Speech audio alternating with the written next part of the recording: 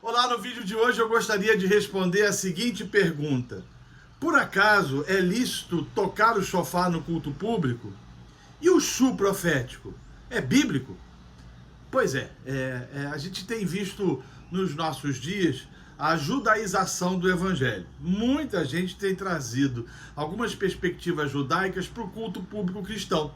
Nessa perspectiva, a gente vê pessoas com a Arca da Aliança prostrando-se diante dela, o menorá, algumas igrejas, os homens usando o quipá e, obviamente, tocando o chofar. Eu tenho visto, por exemplo, as pessoas dizendo que para a presença de Deus vir ao culto público é necessário que haja uma convocação. E essa convocação só pode ser feita pelo chofar, visto que o chofar era um instrumento usado no passado para convocar o povo de Israel à adoração, em alguns casos, ou mesmo para a batalha. E ele fazia parte, segundo alguns costumam afirmar, do culto do Antigo Testamento. De fato, no culto do Antigo Testamento você podia usar o chofar, mas ele era usado dentro de uma perspectiva simbólica, ou seja, ele apontava para o Messias que viria, como também todos os atributos ou todos os instrumentos ou mesmo objetos do templo do Antigo Testamento que apontava efetivamente para a vinda do Messias. Ora, o misticismo por parte da Igreja Evangélica Brasileira é absurdo. Não somente isso, mas a própria ignorância. Porque sem entender e sem compreender a palavra de Deus, vai judaizando a fé, dizendo que se não tocar o chofar, Deus não se faz presente e a glória de Deus não se manifesta entre os crentes.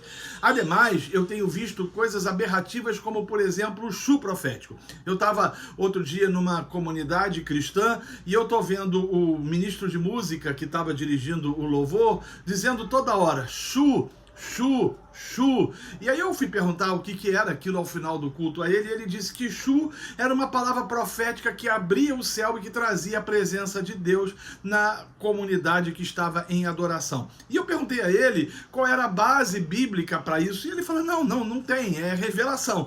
Ele usou até uma outra expressão, ele falou, é revelamento. Me foi revelado e tem sido revelado a homens de Deus que se você não falar o chu, não falar chu, Deus não se faz presente. Meus queridos e amados irmãos, o povo de Deus peca porque falta conhecimento. O povo de Deus peca por causa do desconhecimento efetivamente das Escrituras. Não consegue interpretar a palavra de Deus de forma saudável, pelo fato inquestionável de que prefere dar vazão aos seus sentimentos, às suas impressões, do que efetivamente aquilo que as Escrituras dizem.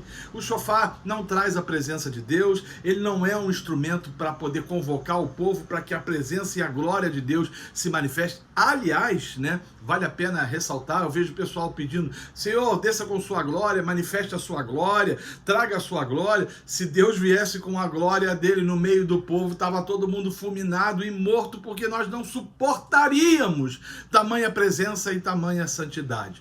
Falta-nos conhecer mais a Bíblia. Então, esqueça essa história de chofar, esqueça essa história de chu profético, esqueça essa história de que a Arca da Aliança é a presença de Deus, de que naquele momento você tem que se prostrar diante dela porque Deus está em cima ou envolvido ou em volta da Arca da Aliança, porque isso é sincretismo religioso, não há fundamento nas Escrituras para esse tipo de prática. Portanto, meus amados e queridos irmãos, é tempo da gente, como os de Bereia, verificar se aquilo que tem sido ensinado coaduna com as Escrituras. E muitos dos ensinos dos judaizantes são espúrios, falsos e mentirosos. Que Deus abençoe.